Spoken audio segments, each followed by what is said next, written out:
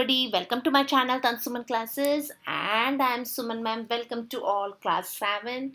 Today we read Geography chapter number 6 and name of the chapter is Weather and Climate.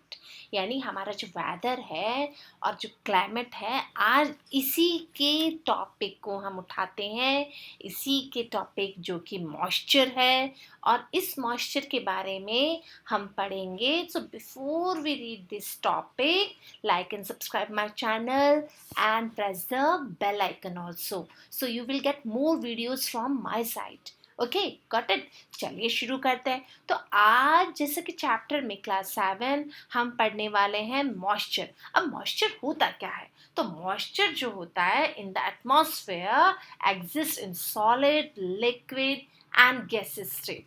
यानी जो नमी, moisture जो है वो हमारा 3 स्टेजेस में पाया जाता है एटमॉस्फेयर में.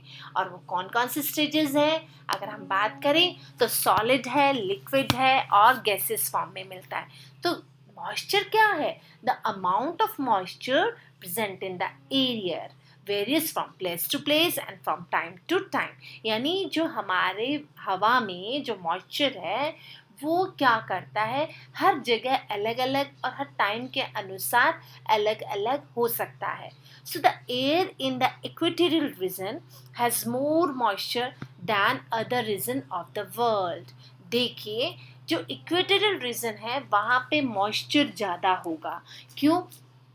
क्योंकि वहाँ पे क्या है, बहुत ज़्यादा गर्म है, गर्म से भाप यानी जो मॉइस्चर है वो ज़्यादा बनेगा. और the air has more moisture during the summer season. और गर्मियों में क्या होता है, जो एयर होती है ना उसके पास बहुत ज़्यादा मॉइस्चर रहता है. And during the winter season, यानी सर्दी और गर्मी में जो मॉइस्चर होता है वो बहुत ज़्यादा होता है. और बात करें अमाउंट ऑफ मॉइस्चर की, तो अमाउंट ऑफ मॉइस्चर क्या होता है, डिक्रीज होता रहता है with the increase of height. यानी जैसे जैसे हाइट इंक्रीज होगी मॉइस्चर डिक्रीज होता रहता है. सो अबव द सी लेवल, यानी समुद्र तल से हमारा जो मॉइस्चर है, जैसे जैसे हम ऊंचाई की तरफ जाएंगे moisture will be decrease and the amount of moisture is almost zero. कहाँ पे? जहाँ पे cold air of the polar region during the winter months, यानी सर्दियों के समय में पोलर रीजन्स जो होते हैं वहाँ पे जो एयर होती है वहाँ पे मॉइस्चर जीरो लेवल होता है. Got it. अब एवापोरेशन की बात करें तो ये क्या होता है, जो इम्पोर्टेंट होता है, क्योंकि मॉइस्चर जो होता है हवा में इज़ अ वाटर वेपर. तो most important form of moisture. अब मॉइस्चर की जो सबसे मोस्ट इम्पॉर्टेंट जो फॉर्म होती है वो होता है एवापोरेशन, वाटर वेपर. यानी most important form of moisture in the atmosphere is water vapour. जो वाटर के वेपर्स होते हैं, it is added in the atmosphere through evaporation. और ये किसके द्वारा होता है? ये भाप बन के जो पानी उठता है. So it is also added from the moist ground and from plants and animals through transpiration. So evaporation take place everywhere. ये कहाँ पे भी, कहीं पे भी हो सकता है. At all times and all temperature the rate of the evaporation increases when the air is hot. और ये मैंने जैसे कि आपको पहले बताया था. एक बात बताऊँ आपको, एवापोरेशन बहुत क्या होता है, इंक्रीज हो जाता है. कब? जब जो हवा होती है ना वो जब गर्म होती है, ड्राई होती है, विंडी होती है. और इट डिक्रीज जब जब क्या होती है, हवा ठंडी होती है, मॉइस्ट होती है, काम होती है, तो एवापोरेशन वहाँ पे नहीं होता है. यानी एवापोरेशन कब ज़्यादा होगा? जब कि हवा बहुत हॉट होगी, ड्राई होगी और बहुत ज़्यादा विंडी होगी. यहाँ पे ये आपको याद करने की ज़रूरत है. अब ह्यूमिडिटी जो है, जैसे कि नमी जो होती है, water vapour in the air, है ना, तो actual amount of water vapour कितना है हवा में, ये ह्यूमिडिटी से पता चलता है. ठीक है। अब ह्यूमिडिटी जैसे कि चिपचिपापन रहता है ना, नमी युक्त मौसम जब रहता है, it is closely related to the air temperature when the air holds the maximum amount of water vapour at a given temperature and the air is said to be saturated. आपको मालूम है जब बारिश बहुत तेज होती है और थोड़ी देर बारिश के बाद या तो बहुत ठंडी हवा चलेगी या फिर क्या होगा, अचानक आपको ह्यूमिडिटी फील होगा, बहुत नमी नमी चिपचिपापन महसूस होगा, और ह्यूमिडिटी में ही प्लांट्स बहुत ज़्यादा ग्रोथ करते हैं। So an important and a usual way of expressing the level of humidity in the term of the relative humidity, and it defines the ratio between the actual amount of water vapor present in the air at a given temperature। यानी एक particular temperature में हवा में कितना water vapour present है, इससे हमें पता चलता है कि मैक्सिमम है capacity of air to be hold moisture, यानी हवा अपने साथ कितनी मात्रा में मॉइस्चर को होल्ड करके रखती है एट दैट टेम्परेचर, उस समय के तापमान के अनुसार। ठीक है। अब आपको फिर बताया जाता है कि रिलेटिव ह्यूमिडिटी क्या होता है। तो relative humidity is always express in percentage, यानी हवा में एक्चुअल कितना ह्यूमिडिटी है वो रिलेटिव ह्यूमिडिटी के बाद पता चलेगा, और ये हमेशा परसेंटेज में आपको बताई जाती है। एंड वाइल एब्सोल्यूट ह्यूमिडिटी की बात करें तो it determines the amount of the precipitations and it is relative humidity which tell us about is possibility, यानी जो ह्यूमिडिटी होती है इसकी पॉसिबिलिटी को रिप्रेजेंट करती है। ठीक है। अब कंडेंसेशन की बात करें तो कंडेंसेशन क्या होता है, when moist air rise up and become cool, जैसे ही मॉइस्ट एयर हवा में ऊपर की तरफ उठती है वो क्या हो जाती है, वो ठंडी हो जाती है, and the water vapour changes into small drops of water, और फिर वो जैसे ही मॉइस्ट एयर ऊपर की तरफ उठेगी, वो ऊपर क्यों उठती है, बिकॉज हवा हल्की हो जाती है गर्म होते ही, और जब हवा हल्की हो जाती है तो वो ऊपर की तरफ उठती है, फिर वो ठंडी होती है और वो किसका रूप ले लेती है, स्मॉल ड्रॉप्स ऑफ वाटर का ले लेती है, वाटर वेपर में चेंज हो जाती है वो, and this process is called the condensation, और इसी को हम कंडेंसेशन के नाम से जानते हैं, और इसमें डस्ट पार्टिकल भी शामिल होते हैं। So the important form of the condensation are the dew, fog and clouds. When small drops of water condense almost dust और smoke particle in the air, जो भी डस्ट होती है, जो भी स्मोक होता है ना, ये सब किसके अंदर ले लेती है, अपने अंदर समाहित कर लेती है, और the mass is called cloud, और इसी से ही क्लाउड का फॉर्मेशन होता है। So clouds move from one place to another even by light air movement, और जैसे ही एयर का मूवमेंट होता है ये क्लाउड्स क्या करते हैं, ये एक जगह से दूसरी जगह जाते हैं, जिसको हम एक कॉमन लैंग्वेज में बोलते हैं ना कि देखो बादल चल रहे हैं, है ना, वो इसी के लिए बोलते हैं। So depending upon the shape and the height at which they are form there is 3 types of clouds, और इसी के तरीके से हम इनको 3 पार्ट्स में डिवाइड कर सकते हैं, जो कि है सर्कियस, सैमुलस और stratus. So the rain bearing clouds जो होते हैं ना, वो प्रेफिक्स और सफिक्स यानी आर गिवन, कभी पहले कभी बाद में, आगे पीछे हो सकते हैं, प्रेफिक्स और प्रेफिक्स में, सफिक्स में, नंबियस में आते हैं ये।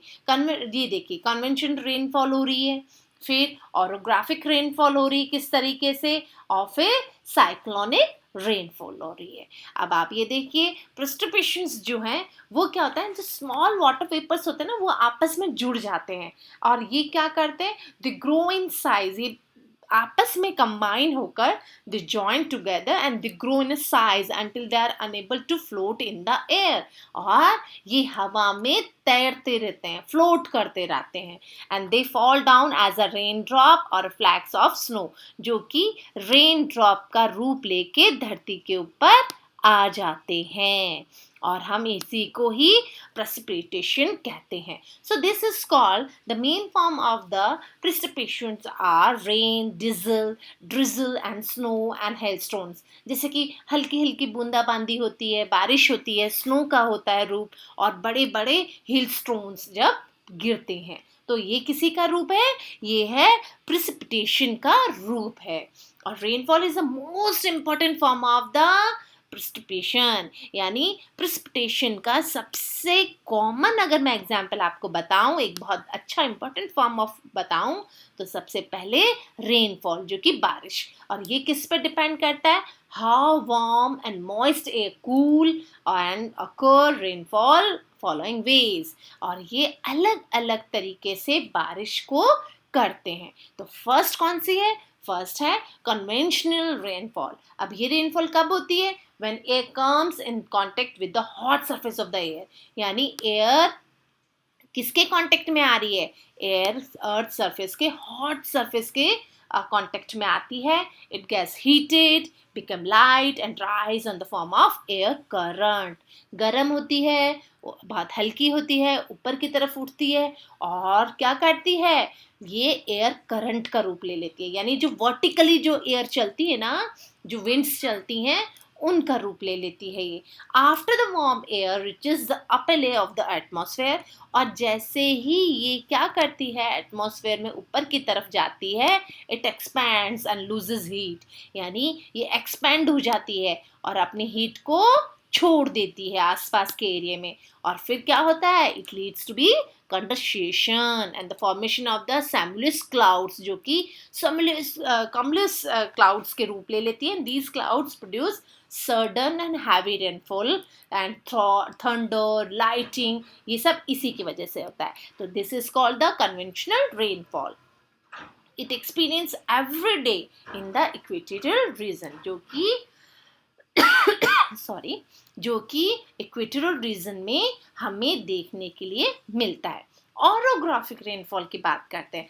ये ऑरोग्राफिक रेनफॉल कहाँ होती है भाई, ये होती है हिल स्टेशन एरिया में, ये होती है माउंटेन एरियाज में, और इसमें क्या होता है, मॉइस्चर जो होता है ना विंड्स में, वो बहुत ज़्यादा होता है, और जो मॉइस्ट एयर होती है ना, उसका मास क्या होता है, एनेक्स लॉन्ग इट्स स्लोप, ये ढलान के साथ, देखिए, yes, that is called the orographic rainfall. ये देखिए, ये कैसे ढलान ऊपर की तरफ उठा और फिर ढलान से नीचे आया,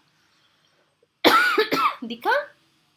So as the air masses rise upward and cooling take place, so this is followed the condensation and precipitation, यानी precipitations भी इसमें होता है, और साथ ही साथ में हमने इसको कौन सा नाम दे दिया, हमने नाम दे दिया इसको ऑरोग्राफिक रेनफॉल, और आपसे रिलीफ रेनफॉल भी पूछा जा सकता है, तो सेम कंफ्यूज होने की वही जरूरत नहीं है, दोनों एक ही चीज है। So the windward side of the mountain gets more rainfall than the leeward side. ये देखिए, यहाँ से leeward नीचे की तरफ उतरते वक्त क्या है, आपको बारिश कम प्राप्त होगी as compared to चढ़ते वक्त, तो that is called the orographic rainfall। अब हम पढ़ते हैं साइक्लोनिक रेनफॉल।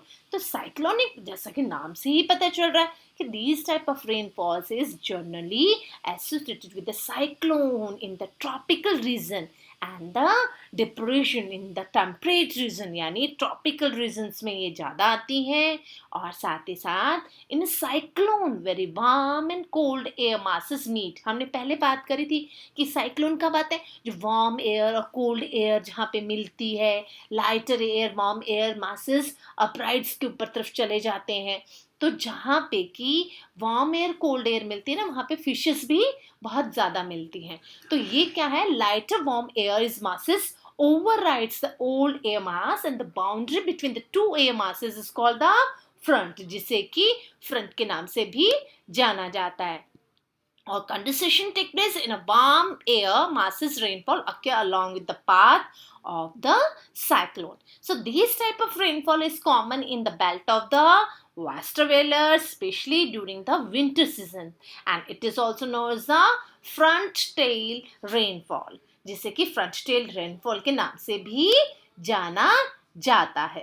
अब हम बात करते हैं कि we revise most of the fresh water from the rain. आपको पता है, we receive most of the water from where, यानी हमें जो फ्रेश वाटर मिलता है ना, वो हमें रेन के द्वारा ही पता है, यानी जितनी ज़्यादा रेन होगी उतना ही ज़्यादा फ्रेश हमें water मिलेगा, and it is helpful for the producing variety of crops, जो कि हमें किस में हेल्प करता है, वो हमें वैरायटी ऑफ क्रॉप्स ग्रो करने में हेल्प करता है। साथ ही साथ में जितनी ज़्यादा अमाउंट में हमें रेनफॉल रिसीव होगी उतना ही क्या होगा, हमें ज़्यादा पानी प्राप्त होगा। और it causes floods and drought at the same time in different parts of the world.